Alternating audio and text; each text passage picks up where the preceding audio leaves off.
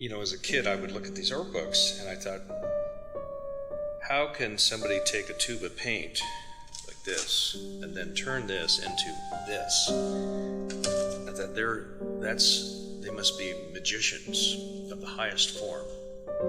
So I decided when I was little that I wanted to be a magician, not necessarily an artist, because to me it was a way of creating magic. And also an alchemist, where you're turning basically water into wine. So all throughout this whole process, it's really that exploration of discovering the invisible and bringing it forward. And I always think that, and this is with all the arts, dance or theater, or filmmaking or musicians, we are the shamans of our society now. And it is our job to take these spiritual journeys and gather the information and bring back the findings, and then present them in whatever art medium form that you use.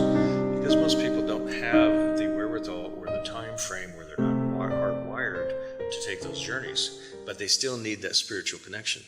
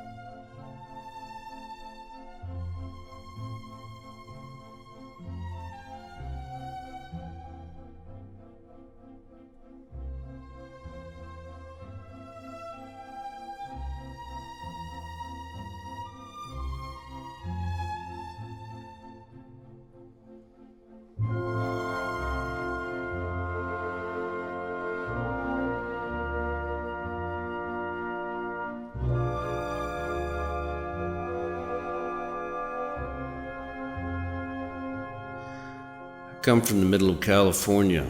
That's John Steinbeck, James Dean country. It hasn't changed much since the 50s. Steinbeck, Dashiell Hammett, Raymond Chandler books and films have been made about it, like Giant, Mice and Men, Chinatown, and Rebel Without a Cause. The mood's the same. It's a land of big, wide-open fields of cotton, oranges, and alfalfa, and lots of corn that's grown to feed all the cattle. And it's flanked on the east side of the valley by this beautiful, majestic Sierra Nevada mountains. And on a clear day, the sky is so blue, it's like you're looking into the eyes of an angel. And as the sun sets, the reds become so intense and they fade into orange and then yellow and then pinks, as if the sun itself is falling and crashing into hell.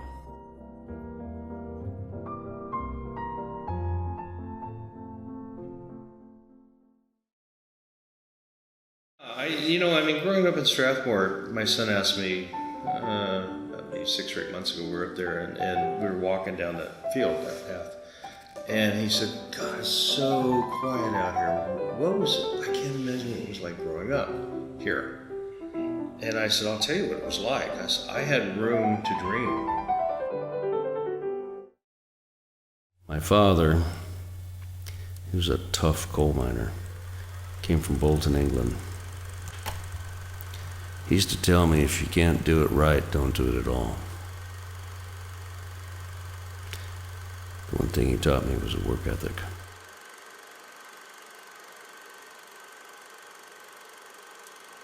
We moved up here in 1964 from LA to this, not directly to here. We were in a little town called Lindsay.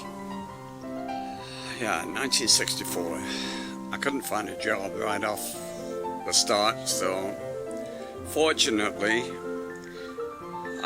his mom stayed with him in Lindsay, and I commuted back and forth to Los Angeles. His dad was hard. His dad was hard, very hard on both of us. You know, I spent so much time over here working.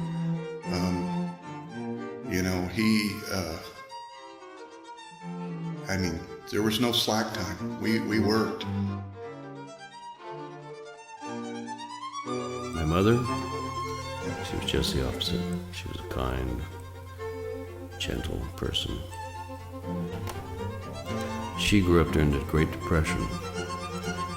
And she used to tell me stories about how her family would send her out to go look for aluminum foil along the railroad tracks so that they could have something to cook in because they didn't have pots and pans.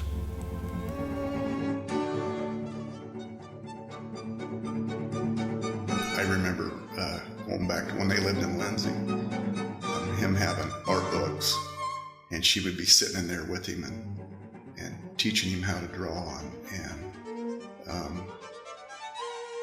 she just, was part of that all the way through and supportive of it.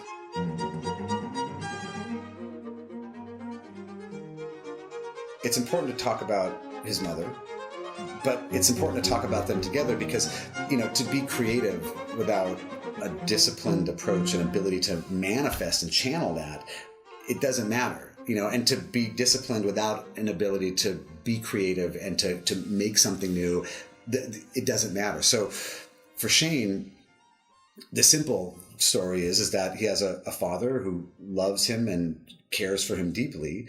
And the way that he showed it was probably the way that his father showed it to him. And it was by being disciplined and by demanding a lot from his son. And as a son, Shane wanted to please his father. So he did.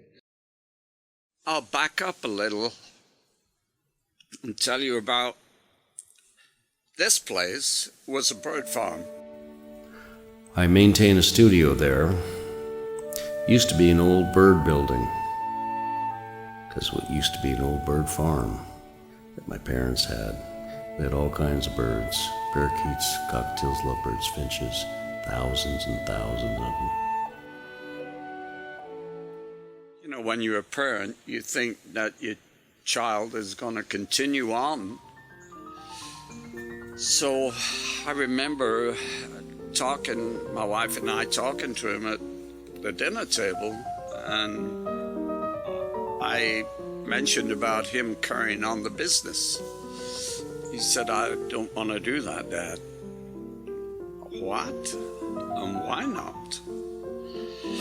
He said that's not my thing. One time my parents sat me down at lunch and my mother said, we've been thinking about this and you should get a job, even if it's at McDonald's.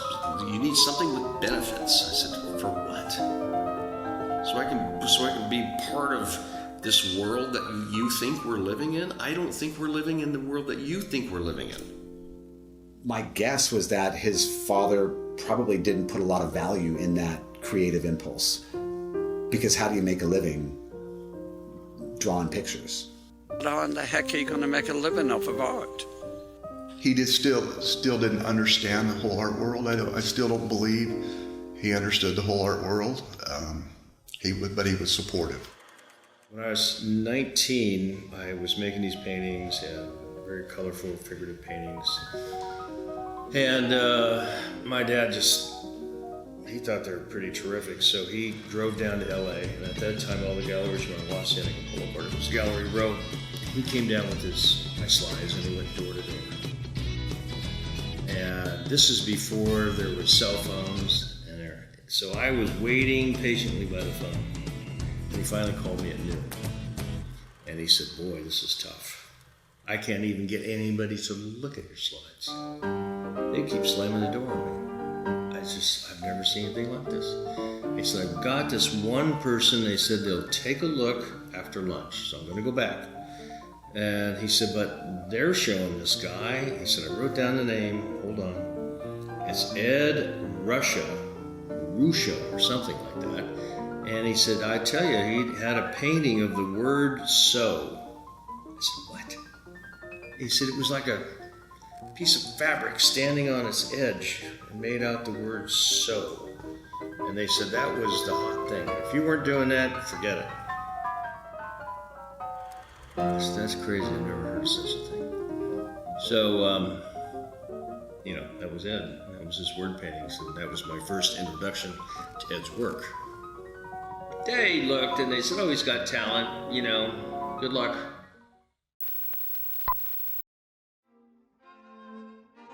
I was remodeling a gallery, and it was the last cut for a piece of floor molding, the very last cut. And then I was out of there. And I did the cut, and it was a tad too long because I had to butt up two pieces. So I just needed to shave off about a 1/16 of an inch. And I was the blade was pulling the wood in, so it wasn't getting a true 45. So I held on really tightly to make that cut, and what I didn't realize is that my finger was behind the fence in the pathway of the saw. And so it caught the very tip, but it yanked my hand in. And it just went boom, and it just exploded, and there's blood everywhere.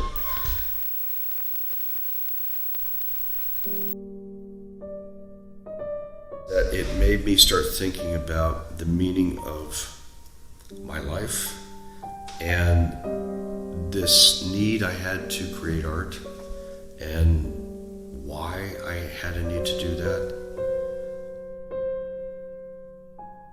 Once Shane lost his finger, I think he really knew at that point, an artist was what he was supposed to be. So I threw myself back into my painting full time, and out of that came the ribbons. They started evolving and coming out of it, and I saw them as the black space as the unconscious and the ribbon movements as the subconscious, and the forming of thought. And I started wondering what thoughts look like before language is attached. At that point, I knew that he was destined to be an artist. My biggest task is to stay in the now, not in the past, not in the future, but just be present and in the moment. And when that happens, then I feel myself in sync with everything around me, and then things flow easily. And I think that this loss of the finger was a prime example of rejecting the now. And I was thinking way down the line about, I'm going to do this job for 3 months, and I'm going to do this, I'm going to do this, I'm going to do this. It's like, no, you're not in sync with the moment. So it was a very hard lesson, very painful lesson, but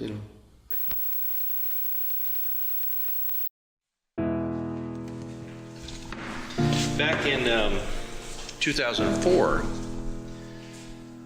I started getting together with a group of artists every Tuesday night, and we would do studio visits with each other just to talk about art. And we were talking also about the art world and how the art world had been so sort of hijacked by almost a corporatization of the art world. Pharmaca was founded at a time when there were questions about painting, about the relevance of painting. People were thinking about it as sort of anachronistic. Conceptual art was much more at the forefront. We were just sitting there talking about the state of the art world and how it seemed to be so corporatized. And Adam had been the director of a gallery, and then he got his master's degree for art history from UCLA, and then he got on with Butterfield and Butterfield as the head of 20th century or contemporary art auctions. So he had great sympathy for artists, being on the business side of everything and seeing how artists were treated and handled. What we had found was that there were painters, there were people out there who were craftsmen in this regard, in the way that they handled paint, and that they seemed to feel a bit marginalized. And the antidote to that is to get together, is to create that sense of community, which is also not something that's obvious in Los Angeles.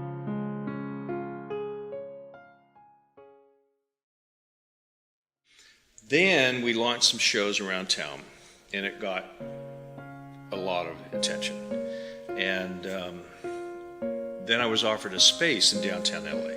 You had the immediate community around the corner of 5th and Main, otherwise known as the Nickel, in downtown Los Angeles, which I've traveled a lot in my life, and I've been in all kinds of crazy places where most people would be scared. And 5th and Main was at that time the worst corner for drugs and crime of all of Los Angeles.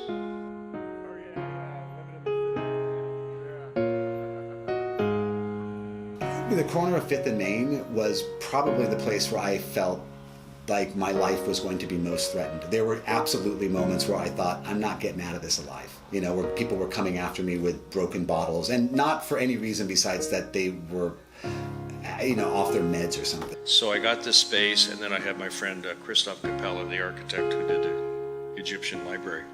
He designed the space for me. We built it out. We opened this nonprofit, and using the manifesto as our platform. So we started putting together these shows, curated shows, exploring ideas about what contemporary painting was, and was it still a valid form of communication? That was our main issue.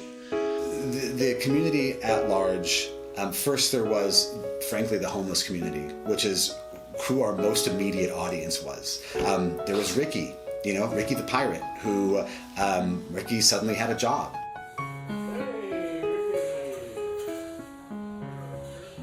Ricky was this homeless guy downtown, Ricky the pirate. And nobody could understand him. He talked, this voice. I somehow could understand him. We didn't hire Ricky. Ricky just wouldn't go away, and he kept cleaning things up. And he said, hey man, I need a place to sleep at night, it's cold, and how about if you lock me in here and I'll be your janitor? And that way I can keep an eye on the place, and I know everybody on the street, they'll protect you.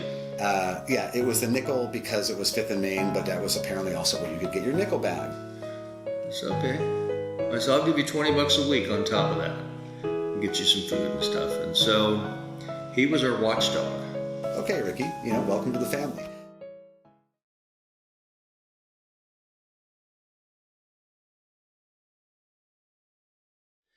So downtown at that point was a war zone. So because we had so many people, now I could go to the chief of police, we could go to the mayor's office and say, look, we really got to clean all this up. Because you got people coming down here from Beverly Hills. Part of this is the age-old issue of gentrification, and who's the crazy brave ones that also need cheap rent? Well, it's the artists. They're the ones that are willing to, be in that warehouse. I mean, there was no beauty anywhere unless you had to really look for it. And suddenly, on the corner of 5th and Main, where the 99-cent Chinese restaurant used to be, was this beacon, this outpost in this very sort of dark and dirty space. And then I got Ed Richet to curate a show for me, one of his old art school buddies. And so Ed and I worked on it together, and we hung the show together, and published a catalog for it. Ed wrote the foreword, I interviewed Wall Batterton, and then Paul wrote the final essay for it, and we published that. And that opening, we got about 2,000 people coming through our doors. And that's when we felt the big shift. All the newspapers around the globe started writing stories about it. Pharmaca and the Downtown Art Walk. So it kept growing and growing and growing. Next thing you know, we had 10,000 people coming for the art walks. And I had interns I got these interns from USC, and I gave them clickers to count, because I was curious on how many people, because it was packed. Well, at the end of the night, this guy shows me his clicker, 4,380 people. It's like, what?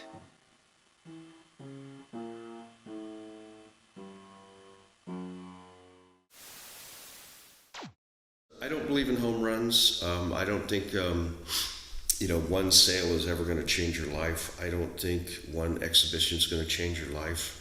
It's an accumulation of these things that start to build up, that give your a career some weight and momentum.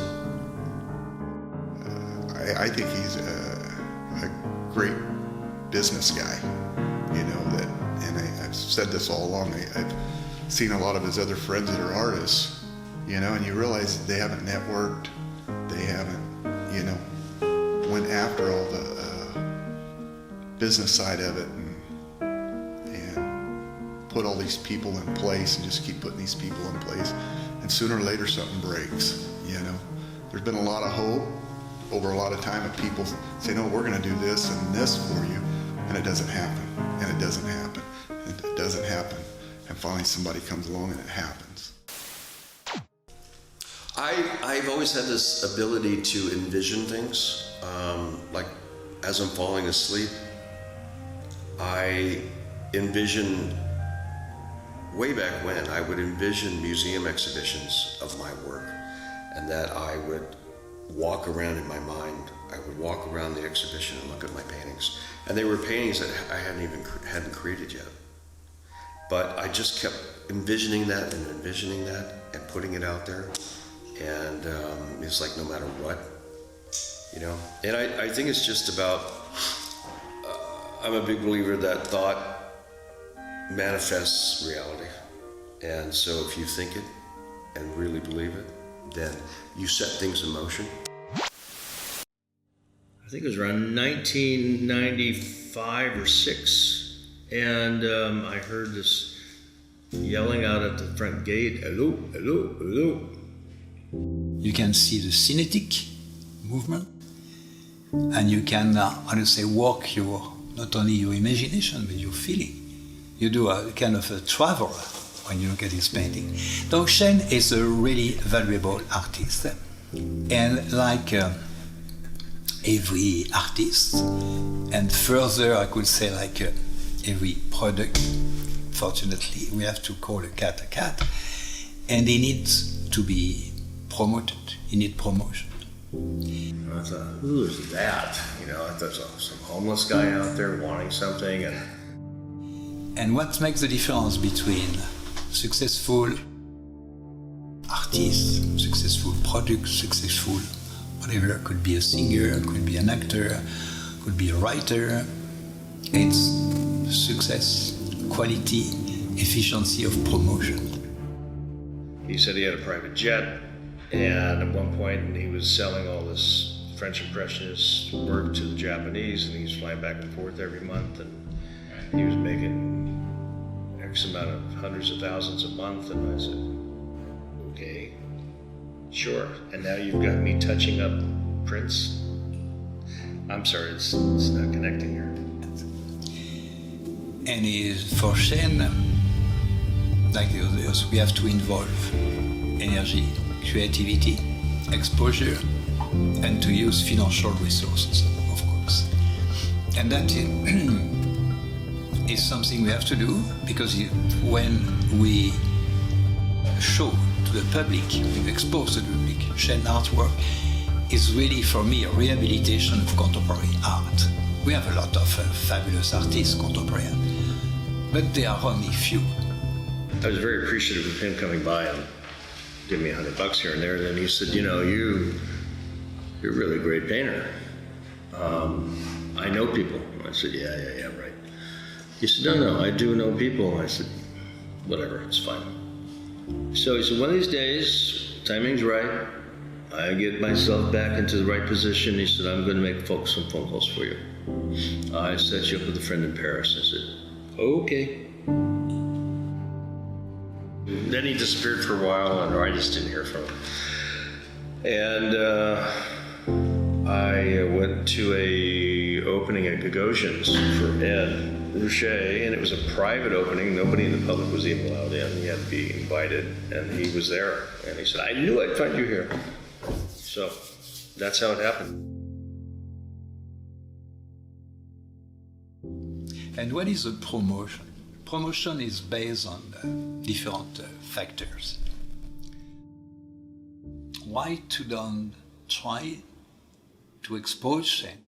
Not for saying, just to the major museums in the world. To accept this offer, proposition to make a huge exposition of Shane in one of the top museums in the world, in St. Petersburg, in those historical buildings. Мэг Райан, Дастин Хоффман, Билл Клинтон восхищаются его талантом. And it took a while. It took almost 2 years to put everything together.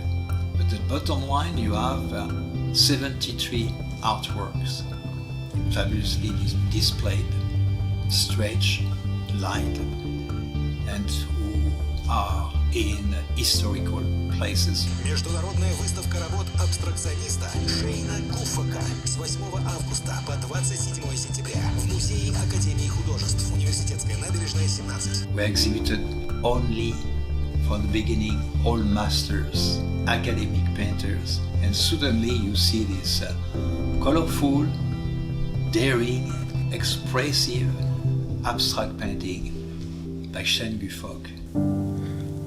Something was resonating inside of me that this was my destiny, it was my path that I was supposed to be on no matter what, so don't blink. And it was a success. It was nothing for sale, just for the prestige. And the public in Russia became a star.